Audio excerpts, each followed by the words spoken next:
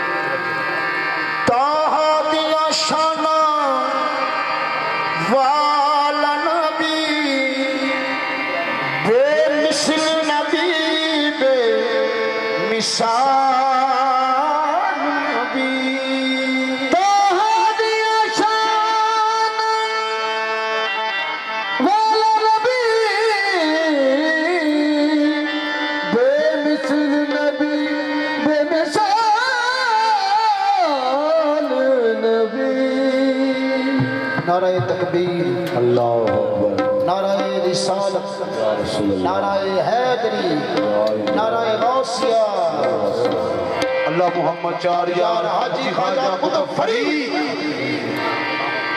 बेमिसल नबी बेमिसाल नबी, जो सारी दुनिया देख लगोगा कितने ऐसा लज पाल नबी महबूब विठल